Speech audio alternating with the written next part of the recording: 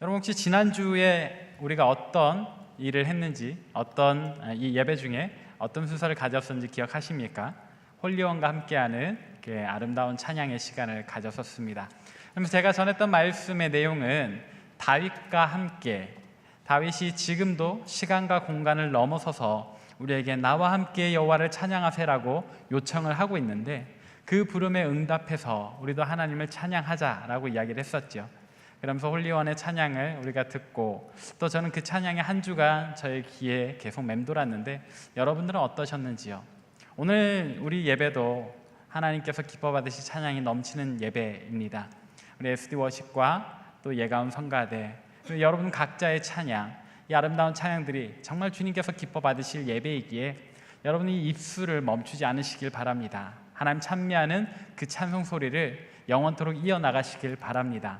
그것이 하나님께서 우리에게 원하시는 주님의 음성이라고 우리 지난주에 나누었습니다. 우리가 오늘부터는 어떤 말씀을 나눌 것인가? 여러분 작년 이맘때를 생각해 보시길 바랍니다. 1년 전 10월 마지막 주일에 우리는 우리 청년교회를 이끌어 나갈 양 공동체 회장들을 선출했습니다.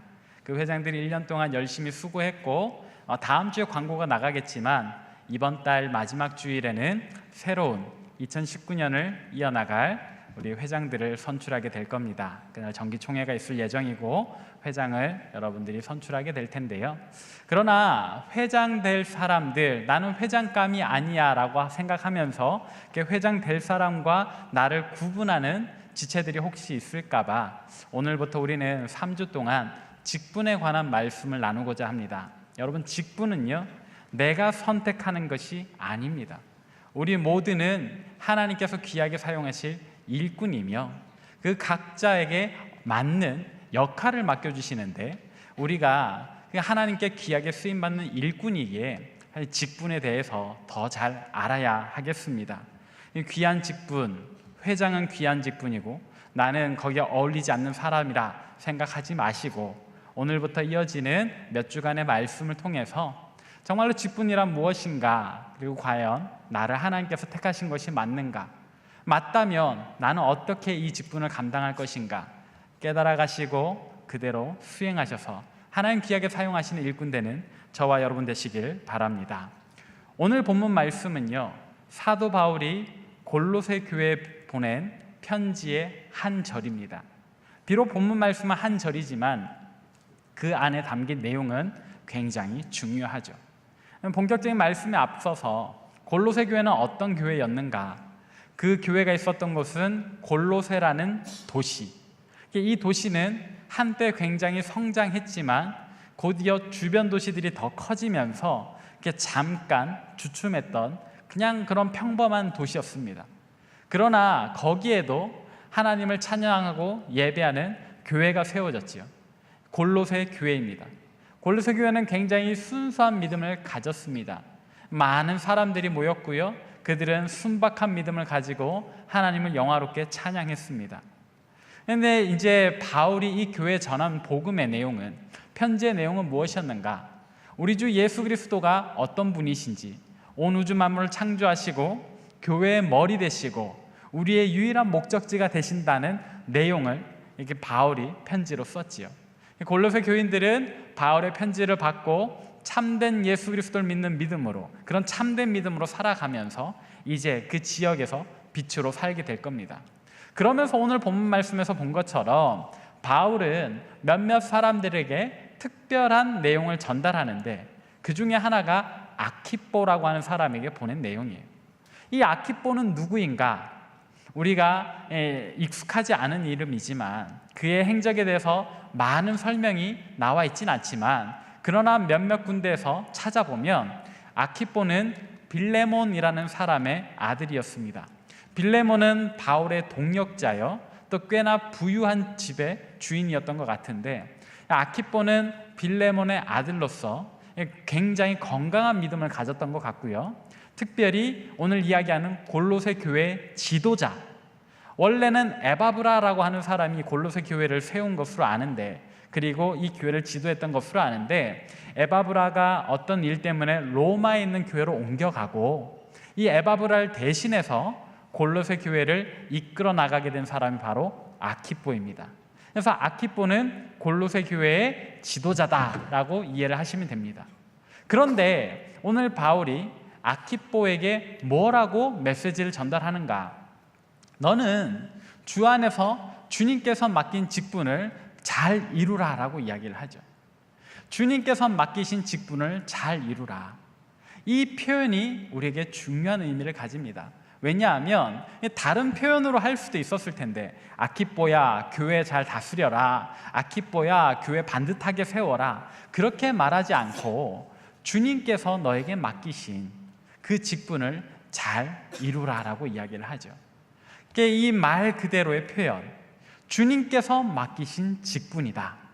여기에서 우리가 힌트를 얻는 것은 직분이란 주님께서 맡기시는 것이라는 겁니다.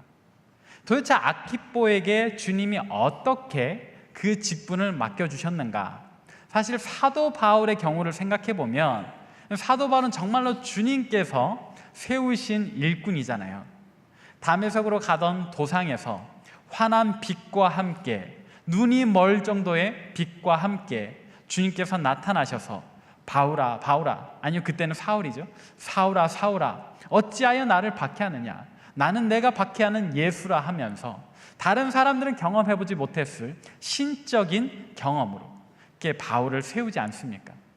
주님께서 맡기신 직분이라고 하니 아키뽀도 그런 특별한 어떤 경험을 했던 것일까요? 그것은 아닙니다. 골로새 교회에서 에바브라가 이제 떠나가고 아키뽀가 지도자의 자리에 오를 때에는 아마도 몇몇 사람들이 모여서 좋은 추천을 해서 이 아키뽀가 골로새 교회 지도자가 됐을 겁니다. 그러면 사람들끼리 모여서 정한 것일 텐데, 그럼에도 불구하고 바울이 주님께서 맡기신 직분이라고 이야기를 하는 것은 이 모든 선출 과정이 비록 사람들끼리 모여서 한 일이라 할지라도 성령 안에서 정직하게 행했기 때문에 이것을 주님이 맡기신 것으로 믿는 겁니다. 아키뽀는 사람들이 모여서 골로새 교회의 모든 성도들이 모여서 비록 그들이 뽑은 것이지만 주님께서 직분을 맡기셨다라고 믿는 거죠. 이제 아키뽀는 바울의 편지를 받아들고, 내게 허락하신 이 자리는 이 사람들이 세운 것이 아니라 주님께서 세우신 것이구나. 그러니까 스스로 교만해서도 안 되고요, 또 나태해서도 안 되는 거죠. 내가 잘나서 그 자리에 오른 것이 아니기 때문에 교만해서는 안 되는 거고, 또 감히 주님께서 맡기신 일이기에 나태해서는 안 되는 것. 바울은 이 두 가지를 한 절 안에 다 담아서 아키뽀에게 전달하는 겁니다. 자, 그러면 오늘 본문의 내용을 다 다루었습니다. 바울이 이야기했던 대로 아키뽀야 주님께서 맡기신 직분을 잘 이루어라, 이 말의 의미를 다 다루었으니까 오늘 말씀 여기서 끝일까요? 아닙니다. 이것은 아키뽀에게 주어진 직분에 관한 설명이고, 오늘 우리에게 주시는 하나님의 음성은 무엇인가, 우리가 알아야 하는 그 직분은 무엇인가에 대한 내용이 아직 안 나왔죠. 이제 우리가 그 직분에 대해서, 하나님 우리에게는 어떤 직분을 맡겨주셨는가, 우리는 그 직분을 어떤 마음, 어떤 태도로 감당해야 하는가를 함께 살펴보도록 하겠습니다. 자, 여러분 혹시 직분이라는 말, 직분자라는 말을 들으실 때 어떤 개념이 먼저 떠오르십니까? 어떤 분들은 그런 이야기를 하더라고요. 장로이십니까? 집사나 권사님이십니까? 그런 질문을, 그런 어떤 직함을 의미하는 것 아니냐고 저에게 반문하더라고요. 일단은 맞습니다. 저는 목사로서 저의 직분은 목사입니다. 우리 성역장님의 직분은 장로님이시고, 우리 부장단들의 직분은 집사와 권사입니다. 여러분들의 직분은요? 여러분들은 직분자가 아니라고 생각하십니까? 난 아직 청년이고 나는 일개 평신도니까 난 아직 직분자가 아니다 라고 생각하신다면, 여러분도 오늘 본 말씀을, 오늘 설교 말씀을 더 깊이 새겨들어야 합니다. 이 직분이라고 하는 단어의 원어의 의미는 단지 장로, 집사, 권사, 목사와 같이 이름 뒤에 붙는 어떤 그런 직함, 직책에 관한 그런 의미가 아닙니다. 원어의 의미는 더 깊은 것, 더 근본적인 의미, 봉사라는 개념을 담고 있는 거죠. 다시 말해서 저의 직분은 목사라고 할 때 이 직분의 의미를 생각해 보면 저는 목사로서 교회에서 봉사를 하는 겁니다. 장로님들은 장로로서 교회에서 봉사를 하는 겁니다. 그럼 여러분들은요, 이름 뒤에 붙는 어떤 그 직책이 중요한 것이 아니라 봉사라는 개념 자체가 중요하기 때문에 여러분들은 주일학교 교사로서 혹은 셀리더로서 각 사역 팀원으로서 혹은 여러분들의 삶의 자리에서 어떤 봉사를 해야 하고, 그리고 그 봉사의 개념 때문에 여러분들은 모두 다 직분자인 것입니다. 여러분 아직 청년이라고 해서 난 아직 직분자가 아니야, 나는 아직 봉사를 할 필요 없어, 이렇게 생각하셔서는 안 되는 거예요. 주님께서는 우리가 주님의 이름으로 이웃을 사랑하고 섬기기를 원하시기에 우리는 다 직분자이며 이 직분자로서의 사명을 감당해야 합니다. 자, 그렇다면 우리에게 어떤 좋은 예가 될 만한 사람은 없을까요? 어떤 직책도 없이 그러나 주님 앞에서 자신의 맡은 바 그 봉사를 성실껏 감당했던 사람은 없을까요? 있더라고요. 의외의 인물이지만 우리에게 또 친숙한 한 여인이 있습니다. 그 여인은 누구일까요? 누가복음 10장 38절부터 40절까지의 말씀 우리 같이 한번 읽어보도록 하겠습니다. 시작! 그들이 길 갈 때에 예수께서 한 마을에 들어가시매 마르다라 이름하는 한 여자가 자기 집으로 영접하더라. 그에겐 마리아라 하는 동생이 있어 주의 발치에 앉아 그의 말씀을 듣더니 마르다는 준비하는 일이 많아 마음이 분주한지라. 예수께 나아가 이르되 주여, 내 동생이 나 혼자 일하게 두는 것을 생각하지 아니하시나이까? 그를 명하사 나를 도와주라 하소서. 아멘. 자, 누가 등장합니까? 마르다라 하는 여인이 등장합니다. 이 마르다는요, 죽었다가 예수님께서 살리신 나사로의 동생이고 또 예수님 발에 향유를 부었던 마리아의 언니입니다. 이 마르다는 성경에서 주로 주방에 있는 것으로 나타납니다. 왜냐하면 길 가던 예수님을 모셔서 마르다가 정성껏 차린 음식으로 예수님을 섬기고자 했기 때문이죠. 또 예수님만 섬겼던 것이 아닙니다. 예수님과 동행했던 12제자, 그리고 예수님의 말씀을 듣고자 하는 여러 무리들을 마르다는 성심으로 주방에서 음식을 만들어서 대접하며 섬겼습니다. 그의 봉사, 우리가 아까 읽었던 말씀 중에 마르다가 어떻게 소개되느냐 하면은 준비하는 일이 많아 마음이 분주했다라고 이야기를 해요. 이 준비하는 일이라고 번역한, 우리 성경에서 준비하는 일이라고 번역한 이 단어가 아까 이야기했던 직분의 원래의 의미, 그 봉사랑 같은 단어를 쓰는 겁니다. 그러니까 이게 어감이 좀 이상해서 그렇지 원어의 의미를 그대로 살려보자면 마르다가 봉사하는 일 때문에 마음이 분주했다라고 이야기를 하는 거죠. 그런데 마르다에게 어떤 직책이 있습니까? 마르다는 장로입니까? 마르다는 집사나 권사입니까? 그런 표현은 없습니다. 그는 그저 예수님을 사랑하고 예수님을 존경하는 예수님의 제자 중에 한 사람으로서 자기가 할 수 있는 일, 주방에서 음식 대접하는 일로 예수님을 섬기고 이웃들에게 봉사했던 그런 사람이죠. 마르다는 그야말로 이름 없이 빚도 없이 자기가 할 수 있는 일로 봉사했던 직분자의 전형적인 모델인 겁니다. 그런데 이 마르다도 좀 힘이 들었던 것 같아요. 얼마나 힘이 들었을까 생각해보면 예수님께 가서 이렇게 이야기를 하잖아요. 예수님, 제가 바빠 하는 것을 보지 못하십니까? 근데 제 동생이 얄밉게 예수님 앞에서 말씀 듣고 저를 안 돕고 있네요. 제 동생을 좀 꾸중하셔서 절 도우라고 말씀해 주십시오. 마르다 굉장히 힘들었던 것 같습니다. 혼자서 고생을 많이 했던 것 같아요. 이 볼멘 소리 외에는 마르다가 얼마나 예수님을 열심히 섬겼는지, 또 그 함께하는 사람들을 섬겼는지 우리에게 정말로 좋은 모델이 되는 거죠. 이것이 중요합니다. 아까 이야기했던 대로 마르다에게는 어떤 직책도 없었지만 그야말로 이름 없이, 어쩌면 그의 이름조차도 언급되지 않았을 법한 그런 인물이지만, 그러나 그는 예수님 섬기는 일에 소홀하지 않았습니다. 그 제자들 섬기는 일에 정성을 다했습니다. 심지어 몇 명이나 되었을지도 모를 그 많은 무리들에게도 마르다는 열심을 다했습니다. 그렇기에 마르다는 우리에게 좋은 모델인데, 근데 또 어떤 사람은 이렇게 질문할 수도 있겠습니다. 마르다는 자원했잖아요. 어쩌면 그에게는 감당할 수 있는 능력이 있었던 것 아닐까요? 그리고 마르다는 예수님을 직접 모신 거잖아요. 오늘 저는 바빠요. 그래서 섬길 시간이 없어요. 제게는 능력이 없어요. 할 줄 아는 게 없어요. 그래서 누군가를 섬긴다는 게 말이 안 돼요. 그리고 제가 섬기는 것은 주님이 아니지요. 사람을 섬기는 거지 않습니까? 교회 학교 교사를 하면 애들을 섬기는 것 아닙니까? 근데 그것이 어떻게 주님의 일입니까? 여러분, 만약에 그렇게 생각하신다면 마태복음의 말씀이 우리에게 또 중요한 가르침을 전달해 줍니다.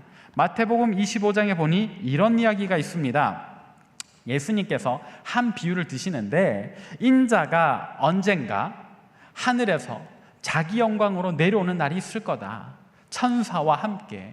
그때에 모든 사람들을 불러다가 왼쪽과 오른쪽으로 나눈다. 그리고 이 오른쪽에 있는 사람들은 양 같은 사람들, 왼쪽에 있는 사람들은 염소 같은 사람들. 그리고 그때에 인자가 이렇게 이야기를 할 거다. 오른편에 있는 사람들에게는 칭찬을, 왼편에 있는 사람들에게는 꾸중을. 오른편에 있는 사람들에게 무엇라 칭찬을 할 것인가? 우리가 같이 살펴보겠습니다. 마태복음 25장 34절부터 36절입니다. 함께 읽습니다. 시작. 그때의 임금이 그 오른편에 있는 자들에게 이르시되, 내 아버지께 복받을 자들이여, 나와 창세로부터 너희를 위하여 예비된 나라를 상속받으라. 내가 줄일 때에 너희가 먹을 것을 주었고, 목마를 때에 마시게 하였고, 나그네 되었을 때에 영접하였고, 헐벗었을 때에 옷을 입혔고, 병들었을 때에 돌보았고, 옥에 갇혔을 때에 와서 보았느니라. 자, 예수님께서 뭐라고 말씀하셨어요? 오른쪽에 있는 사람들에게, 내 아버지께 복받을 자들이여, 내가 줄였을 때 너희가 나에게 먹을 것을 주었고, 내가 갇혔을 때 너희가 나에게 찾아왔고, 내가 헐벗고 병들었을 때 와서 나를 돌보았다. 그랬더니 이 사람들이 뭐라고 대답을 하냐면, 주님, 저희가 언제 주님을 그렇게 섬겼습니까? 라고 이야기를 합니다. 그때 예수님 뭐라고 대답하셨는가? 25장 40절, 마태복음 25장 40절 같이 읽겠습니다. 시작. 대답하여 이르시되, 내가 진실로 너희에게 이르노니 너희가 여기 내 형제 중에 지극히 작은 자 하나에게 한 것이 곧 내게 한 것이니라 하시고. 아멘. 지극히 작은 자 하나에게 한 것이 곧 내게 한 것이다. 너희가 나를 직접 섬기지 않았더라도 너희 주변에서 너희가 할 수 있는 일들, 줄인 자에게 음식 한 끼 나눠주는 것, 목마른 자에게 물 한 잔 가져다 주는 것, 헐벗은 자에게 너희 두 벌 있는 외투 중에 한 벌을 빌려주든지 그냥 주든지 그렇게 섬기는 것, 그렇게 너희가 할 수 있는 일들로 너희 중에 지극히 작은 자 하나에게 한 것이 곧 내게 한 것이다. 그것이 나를 섬기는 일이다라고 이야기를 하시는 거예요. 반대로 왼편에 있던 사람들에게 염소 같은 사람들이라 하면서 예수님 꾸중하시는데, 뭐라고 꾸중하시는가? 이 오른편에 있던 사람들과 반대로 이야기를 하신 거예요. 내가 줄일 때 너희는 나를 먹이지 않았다. 내가 목마를 때 너희는 나를 대접하지 않았다. 내가 헐벗었을 때 너희는 나를 돌보지 않았다. 내가 감옥에 있을 때에도 너희는 내게 찾아오지 않았다라고요. 그래서 예수님께서 이렇게 꾸중을 하시니까 이 왼편에 있는 사람들이 또 막 따집니다. 주님, 우리가 언제 주님을 그렇게 외면했습니까? 주님께서 정말로 굶주려 계시면 우리가 진수성찬을 차렸을 텐데요. 주님께서 헐벗으셨으면 우리가 정말 최고급 옷을 가져다 드렸을 텐데 주님, 우리에게 그렇게 나타나신 적이 없지 않습니까? 그때 예수님 뭐라고 대답하실런지 이렇게 우리에게 가르쳐 주시는데요. 마태복음 25장 45절부터 46절 함께 읽습니다. 시작. 내가 진실로 너희에게 이르노니 이 지극히 작은 자 하나에게 하지 아니한 것이 곧 내게 하지 아니한 것이니라 하시리니 그들은 영벌에 의인들은 영생에 들어가리라 하시니라. 아멘.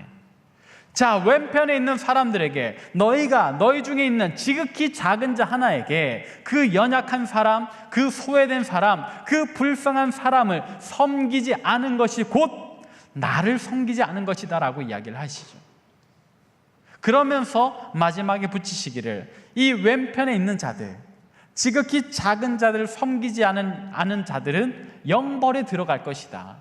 지극히 작은 자들을 섬겼던 의인들은 영생에 들어갈 것이다. 우리가 영원한 벌에 들어갈 것인가, 영원한 생명으로 들어갈 것인가의 중요한 판단 기준은 오늘날 우리가 우리 삶 속에서 어떻게 봉사를 감당하고 있는가. 정말로 주님께 하듯이 우리 주변의 연약한 사람들 혹은 작은 사람들, 우리가 할 수 있는 선안에서라도 우리가 어떻게 그 봉사를 감당하고 있는가가 우리가 영원한 벌에 들어갈 것인가, 영원한 생명에 들어갈 것인가를 가늠하는 아주 중요한 기준이 된다 하는 거죠. 여기까지 왔을 때 여러분, 봉사는 더 이상 우리의 선택사항이 아닙니다. 우리가 참으로 필수사항으로서 나도 어떻게 봉사를 하지 이제 고민할 때가 된 것이죠. 나 어디서 봉사해야 되지? 나는 무엇으로 봉사하지? 봉사를 너무 어렵게 생각하지 마세요. 여러분들이 할 수 있는 선안에서 여러분들이 시간과 정성을 조금씩만 내서 그렇게 여러분 자신을 내어놓으시면 봉사는 수월합니다. 오늘날 우리 청년교회 안에도 정말 많은 봉사를 감당하는 우리 몇몇 청년들이 있습니다. 그런데 다들 힘들어해요. 왜 힘든지 아십니까? 또 그들의 힘들어하는 모습을 보고서 다른 지체들도 봉사하면 힘든 거구나 하면서 봉사하기를 주저하시죠. 악순환이 반복되는데, 봉사가 힘든 이유는요, 몇 사람만 하기 때문이에요. 봉사가 안 힘들려면은요, 우리 청년들 전체가 어떤 모양으로든지 봉사하는 데 자신을 내어주시면 이 몇 사람이 감당하는 짐이 전체계로 분산되죠. 그러면은 모두가 수월하게 봉사할 수 있는 겁니다. 우리 사랑하는 봉헌팀 정말 귀하게 봉사하고 있습니다. 근데 몇 사람이 이 넓은 공간을 다 감당하려니까 힘들어요. 여러분들 봉헌팀으로 많이 자원하세요. 여러분들 할 수 있지 않습니까? 왜 안 하십니까? 주님의 일입니다. 주님을 섬기는 일입니다. 여러분들 안내팀도 마찬가지입니다. 그렇게 어려운 일 아닙니다. 몇 사람이 감당하니까 힘들어요. 그러나 여러분 전체가 마음을 모아서 안내팀으로 섬기신다면, 안내팀, 봉헌팀 뿐입니까? 예가운 성가대도 마찬가지고 SD 워십도 마찬가지고 여기 있는 콰이어도 마찬가지입니다. 여러분들이 섬기고자 한다면 우리 교회 안에서 봉사의 자리는 넘치고 넘쳐납니다. 더 만들어 드릴 수도 있습니다. 여러분들이 안 움직이시니까 우리가 더 만들지 못하는 것뿐이죠.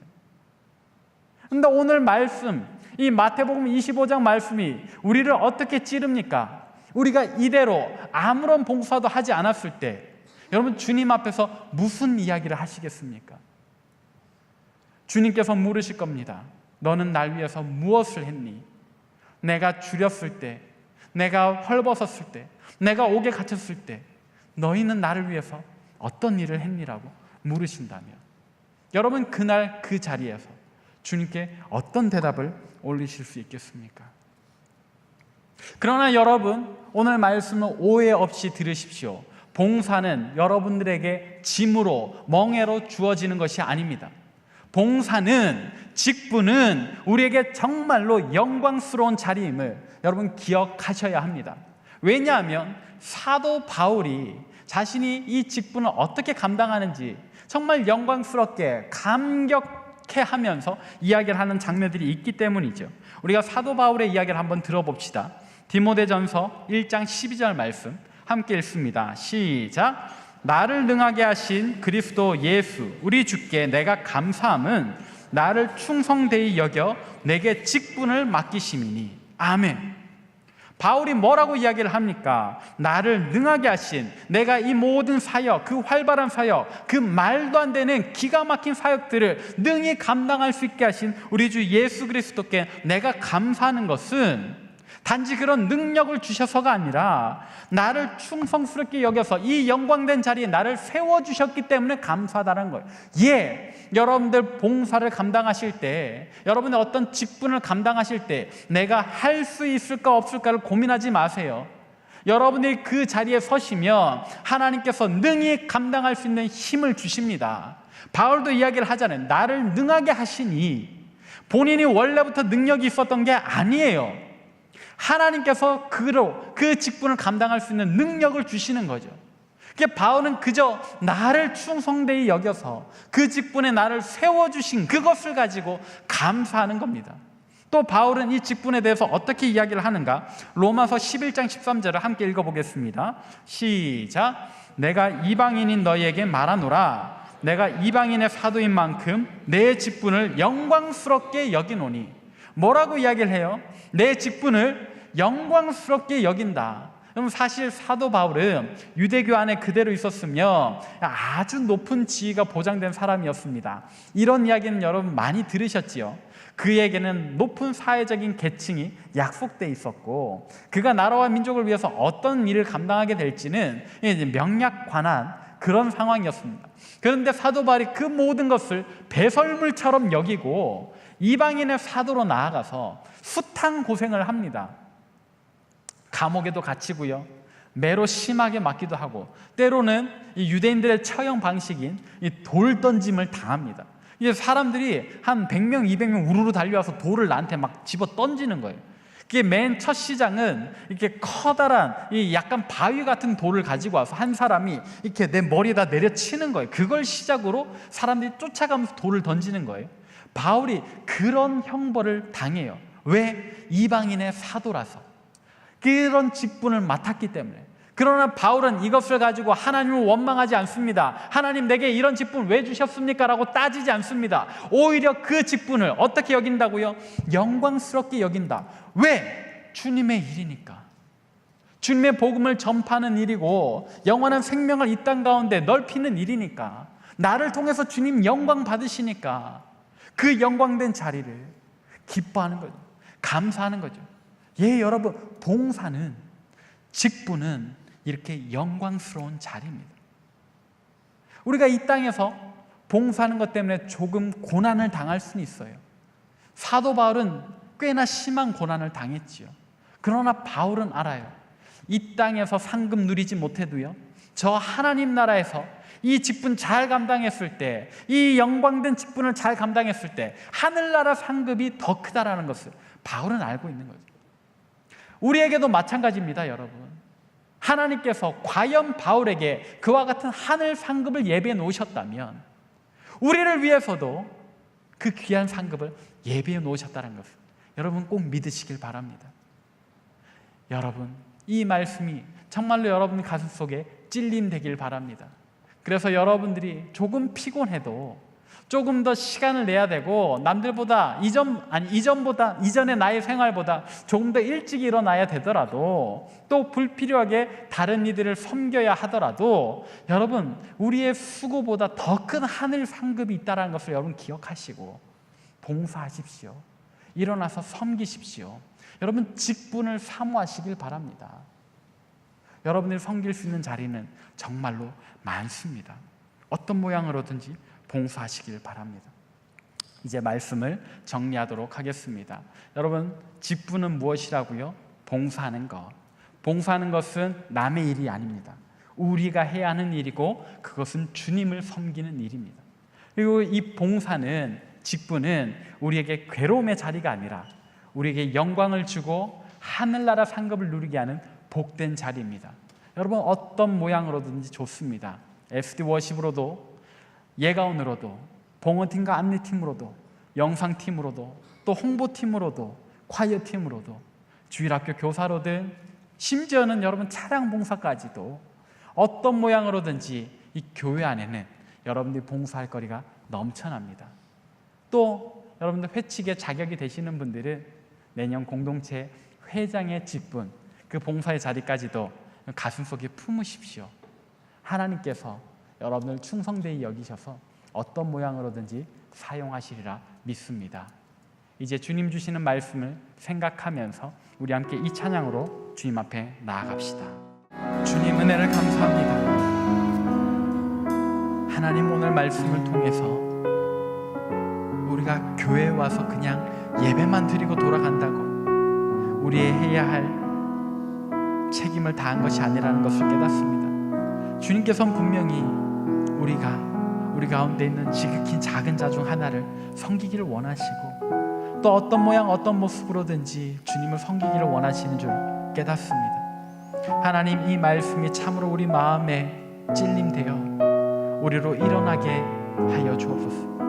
하나님, 자원하는 심령을 주시고 어떤 모습으로든지 주님의 몸된 교회를 섬기겠습니다.